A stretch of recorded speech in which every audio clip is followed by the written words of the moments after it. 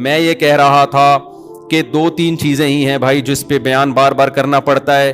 انسان کا بچہ کسے کہتے ہیں پہلے یہ سمجھو, اس کو کلیئر کرنے کی ضرورت ہے.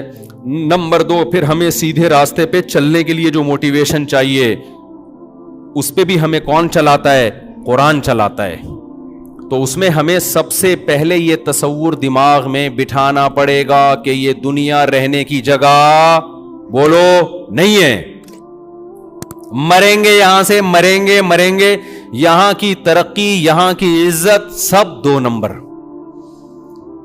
پیرس میں نے ولاگ بنایا نا, تو بلڈنگیں دکھا رہا ہوں خوبصورت, تو مجھے خیال ہوا کہ ایسا نہ ہو لوگ اس پیرس کو زیادہ فری کرانا شروع کر دیں.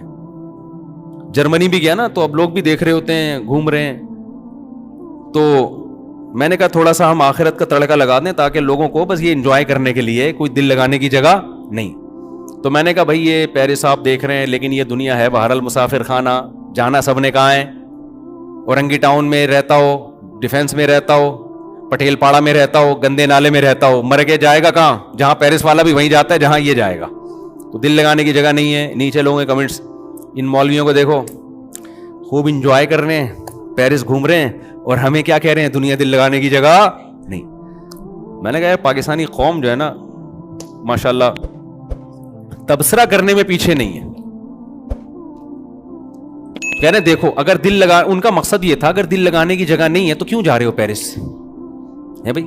اور اگر گئے ہو تو تمیز سے مسجد میں جاؤ, اللہ اللہ کرو, تبلیغ کرو, پتلی گلی سے نکلو. ہمیں یہ بلڈنگیں اور یہ اتنا خوبصورت کیوں دکھا رہے ہو بھائی؟ دل لگانے کی جگہ پہلے تو جانا ہی نہیں چاہیے پیرس آپ کو. یہاں بیٹھ کے پیرس والوں میں بیان ہو سکتا ہے کہ نہیں ہو سکتا؟ تو میرا مقصد اس اعتراض کرنے والے کی بات کا جواب دینا نہیں ہے, یہاں بھی میرا مقصد آپ کا کانسیپٹ کلیئر کرنا ہے. خوب سمجھ لو, دنیا سے محبت کرنے کی اجازت نہیں ہے ہمیں. اس کا یہ مطلب ہرگز نہیں ہے کہ دنیا سے کنارہ کشی اختیار کر لیں. یہ وہ رہبانیت ہے جو اسلام میں حرام ہے. پیرس سے محبت نہیں کر کے بھی پیرس جانا پڑے گا اگر اللہ نے آپ کو گنجائش دی ہے, پیسہ دیا, گھومو جا کے, کوئی مسئلہ نہیں ہے. نہیں ہے پیسے تو آرام سے چپ کر کے بیٹھ جاؤ, حسرت سے رالے مت ٹپکاؤ. کیونکہ جب ہمارے پاس گنجائش نہیں تھی تو پیرس جانے والوں کو ہم بھی حسرت سے نہیں دیکھتے تھے. ہم کہتے تھے جا کے کیا کر لے گا, مرے گا تو ہماری والی خبر بھی ملے گی اس کو, ساتھ والی, اور کیا ہوگا. جب نہیں ہے تو نہیں ہے, گئے تو انجوائے کر لو, کس نے منع کیا ہے؟ دل نہ لگاؤ. سمجھتے ہو کہ نہیں سمجھتے؟ دنیا سے بے رغبتی کا مطلب یہ ہرگز نہیں ہے کہ دنیا کو چھوڑ دو, کیونکہ دنیا کو چھوڑنے میں صرف پیرس کو چھوڑنا نہیں ہے. پھر یہ جو آپ نہاریاں اور بریانیاں کھا رہے ہو یہ بھی چھوڑو, پھر ناشتوں میں پراٹھے بھی چھوڑو, انڈے بھی چھوڑو, پھر تو 2 ٹائم کی روٹی بھی, بلکہ 1 ٹائم کی روٹی کھاؤ. 1 ٹائم کھانے سے بھی زندہ رہتا ہے, اور وہ بھی جو کی روٹی ہونی چاہیے صرف پانی کے ساتھ. اور صرف وہ کھاؤ جو ڈاکٹر کہے کہ یہ پروٹین آپ میں کم ہو رہی ہے, یہ انڈا آپ ایک مقدار میں, اتنا ضرورت جتنا ڈاکٹروں کے مشورے کی خوراکیں پتہ ہے نا آپ کو. ڈاکٹر جو خوراک بتاتا ہے نا خود بھی نہیں کھا سکتا وہ, اس کو پتہ ہے یہ میں نہیں افورڈ کر, کیونکہ ڈاکٹروں کے مشورے کے مطابق تو صبح 2 ہاف بوائل انڈے. اور ایک دفعہ ہم نے اسکول میں پڑھا تھا, اس کے بعد میں نے کہا اللہ آئندہ کبھی ہم مشورہ ہی نہیں لیں گے ڈاکٹر سے کھانے سے پہلے کیا کھانا ہے. تو وہ تو بڑی ایک لگی بندی خوراک ہے نا, باقی تو ہم غریبیاں اپنے زبان کے ذائقوں کے چٹخارے پھوڑ رہے ہوتے ہیں. تو پھر یاد رکھو دنیا اگر چھوڑنی ہے تو صرف لندن پیرس نہیں چھوڑنا پڑے گا آپ کو, پھر آپ کو صبح کے پراٹھے بھی بولو, کیونکہ اسلام میں تو کہیں نہیں ہے پراٹھے کھاؤ انڈے کھاؤ. اسلام میں تو پھر یہی ہے کہ یہ تمہاری مرضی ہے, کھانا ہے کھاؤ, نہیں کھانا ہے نہیں کھاؤ. تو ہر چیز چھوڑنی پڑے گی. تو اس بارے میں رسول اللہ صلی اللہ علیہ وسلم کی واضح تعلیمات ہیں, ان اللہ یحب الجمال, ان اللہ جمیل یحب الجمال. دیکھو 3 درجات ہوتے ہیں, ایک ہے ضرورت, ایک ہے آسائش, ایک ہے آرائش. 3 درجات ہیں پیسہ خرچ کرنے کے. ایک ہم پیسہ خرچ کرتے ہیں اپنی ضرورت پوری کرنے کے لیے, یہ بھی جائز ہے اسلام میں. ایک ہم پیسہ خرچ کرتے ہیں ضرورت تو پوری ہو رہی ہے, ذرا سہولت میں آ جائیں گے, یہ بھی جائز ہے.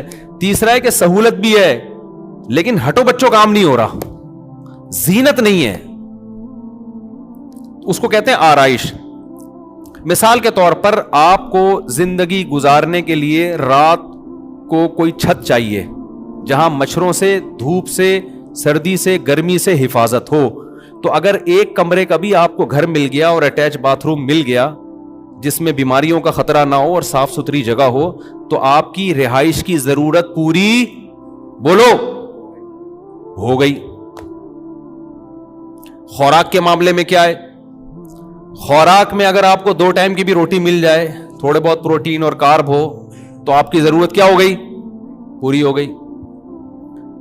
رہائش میں آپ کی ضرورت ایک کمرہ, ایک اٹیچ باتھ روم, ضرورت پوری ہو گئی. لیکن ٹینشن ہوگی کہ نہیں ہوگی؟ وہی کچن ہے آپ کا, اور پھر پانی کے لیے بالٹیاں بھر بھر کے لاؤ گے باہر سے, موٹر کا سسٹم, موٹر ہوگی تو لگائیں گے کہاں, ایک کمرے میں موٹر کیسے پانی کی فکس کریں بھائی. تو ہم کیا کہتے ہیں, آسائش کی طرف جاتے ہیں. یار ایک کمرے کا نہیں, کم از کم 3 کمرے کا گھر ہونا چاہیے. اس میں کچن الگ ہو, واش روم ایک الگ ہو, پھر موٹر کے لیے برآمدہ الگ ہو, اور بستر لگے ہوئے ہیں اس میں, نیچے ہی زمین پہ سو رہے ہوتے ہیں. یار تھوڑا سا تمیز سے سو جائیں گے گدے پہ. تو ایک درمیانے درجے کا گھر کیا کہلاتا ہے؟ اس میں ہے آسائش, آرام, انسان ایزی فیل کرتا ہے. تو اس میں الگ سے پیسہ لگانا پڑے گا. یہ بھی شریعت میں کیا ہے؟ جائز ہے کہ آپ, ضرورت تو آپ کی پوری ہو رہی ہے لیکن آپ چاہ رہے ہو ذرا سہولت سے. ضرورت آپ کی ابال کے دال, ابلی ہوئی دال کھاؤ گے, ضرورت پوری ہو جائے گی. لیکن آدمی کہتا ہے یار تھوڑا تمیز سے بنا لو بیگم, تھوڑا پیاز ٹماٹر کا تڑکا لگا لو, کچھ حلق میں نوالا اترے گا, کوئی مزہ آ جائے. تو گورنمنٹ کی طرف سے کوئی پابندی نہیں ہے اس پہ. کیا خیال ہے؟ یہ ہے, اس پہ بھی پیسہ, جب تڑکا لگے گا تو ٹماٹر پیسوں سے آئے گا نا, پیاز بھی پیسوں سے آئے گا, پھر دیسی گھی کا تڑکا لگے گا تو پیسوں سے آئے گا. تو یہ ساری کیا ہے؟ آسائش. اسلام میں اس پہ پیسہ خرچ کرنے پر بھی پابندی نہیں ہے. تیسری ہے آرائش. ڈیفینس کے گھروں میں آپ جاؤ, گھر میں جاتے ہی جی فانوس لٹکا ہوا ہے, یہ الگ قسم کا صوفہ ہے, وہ الگ قسم کا صوفہ ہے, یہ خوبصورت پردے جو مالداروں کے گھروں میں ہوتا ہے, 5 اسٹار ہوٹلوں میں ہوتا ہے. آسائش. ایئر کنڈیشن آپ کے انگلیوں پہ ہے, ٹھیک ہے نا. غریب کے گھر میں نہ اے سی ہوتا ہے, پنکھا ہوتا ہے, وہ ہوا, پنکھے کی اپنی آواز آتی ہے, اس کے عادی بھی ہو جاتے ہیں غریب لوگ. جو آواز نہ ملے وہ ٹینشن سے مر جائیں. اچھا, جتنا غریب ہوگا پنکھے میں آواز اتنی زیادہ ہوگی, اسی کو انجوائے کرتا ہے. بعض دفعہ ڈر ہوتا ہے کہ گر نہ جائے پنکھا.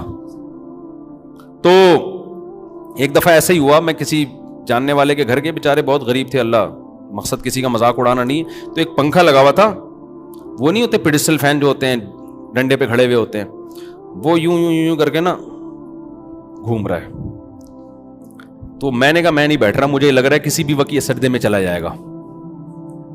انہوں نے کہا نہیں مفتی صاحب کچھ نہیں ہے, بہترین پنکھا. میں نے کہا بھائی میرے کو لگ رہا ہے کہ جس حساب سے ہل رہا ہے نا یہ, اس کو یا تو ہمیں چکر آئیں گے یا اس کو چکر آئیں گے. اچھا میں باتیں کر رہا ہوں, دھڑام سے پنکھا نیچے. میں نے کہا اللہ کا کتنا بڑا فضل ہو گیا, میں لیٹا نہیں یہاں پہ. تو پنکھا کیا ہے, تو غریب اس پہ بھی خوش ہوتا ہے, کہتا ہے چلو دوبارہ اٹھا کے ایلفی سے چپکا دو اس کو, ٹھیک ہے نا. تو سہولت تو ہے لیکن آرائش اور زینت نہیں ہے. آرائش کہتے ہیں زینت کو, اٹریکٹیو, اٹریکشن ہو اس میں. اٹریکشن تھوڑی ہے, اٹریکشن تو یہ ہوتی ہے کہ آپ نے دہلیز پہ قدم رکھا, گھر میں گیا, بے یار کیا زبردست لگژری سٹائل. جیسے ہمارے پنجرے میں جب کوئی جاتا ہے نا مرغیوں کے, تو ہمارے لیے تو بڑی اٹریکشن ہے. پتہ نہیں, ایک تو میں جو بھی مہمان آتا ہے, ڈیفینس سے آ رہا ہو, کلفٹن سے آ رہا ہو, 20ویں گریڈ کا آفیسر ہو, 18ویں گریڈ کا آفیسر ہو, میں اس کو اپنی گائے دکھاتا ہوں, اپنی بکری دکھاتا ہوں, اور اپنی انڈوں پہ بیٹھی ہوئی مرغیاں لازمی دکھاتا ہوں. آج میں سوچنے لگا پتہ نہیں اس کو دلچسپی ہے بھی کہ نہیں ہے. یہ بولے گا یار کیا ہمیں کیا دکھا رہے ہو مفتی صاحب, مرغیاں دکھا رہے ہو, بکری دکھا رہے ہو. تو پھر میں نے سوچا یار ہمارے پاس آنے کا جرمانہ یہی ہے, جو ہمارے پاس آئے گا تو ہم اس کو اپنی گائے بھی دکھائیں گے, تیرے باپ نے بھی دیکھنا ہے چاہے تیرا دل کرے یا نہ کرے, اپنی مرغیاں بھی دکھائیں گے. اب ہر آدمی کو دلچسپی نہیں ہوتی, لیکن بھائی ہمیں دکھانے میں مزہ آ رہا ہے, تو ہم سے ملاقات کا کفارہ یہ ہے کہ آپ ہماری مرغیاں بھی دیکھو, اور مرغیوں انڈوں پہ بیٹھی ہوئی مرغیاں الگ سے دیکھو آپ. یہ کفارہ ہے ملک, کیونکہ ہمیں دکھانے میں مزہ آتا ہے اپنی مرغیاں. تو آپ کو آئے نہ آئے, جب بھائی ہمارے پاس آ رہے تو ہماری شرطوں پہ آؤ نا. جب آپ کسی سے ملنے جاتے ہیں تو اپنی شرطوں پہ تھوڑی, بھائی ہم نے آپ کو ٹائم دیا, اگر آپ سمجھتے ہو بھائی مفتی صاحب نے ٹائم دیا, ان کا بڑا شکریہ, تو شکریہ کی قیمت دے دیں آپ. وہ شکریہ کی قیمت کیا ہے؟ ہماری گائے دیکھیں اور تعریف کرنی پڑے گی آپ کو, بہت اچھی گائے ہے. کوئی ہم نے اس کی غیبت برداشت, بکری دیکھ کے چاہے جیسی بھی ہو آپ کو بولنا پڑے گا ویل ڈن ماشاء اللہ بڑا مزہ. مرغیاں دیکھ کے آپ کو کہنا پڑے گا ویل ڈن مفتی صاحب بہت زبردست. تو اس سے یہ ہوتا ہے کہ خوشی مل جاتی ہے, پھر ہم تھوڑی دیر اور بیٹھ جاتے ہیں آپ کے ساتھ, ٹھیک ہے. تو میں سوچ رہا تھا یار میں ہر ایک کو دکھاتا ہوں, لوگوں کو تھوڑی دلچسپی ہوتی ہے, بہت سے لوگ بڑا 3 پیس سوٹ ٹائی اور یہ مرغیاں ان کو.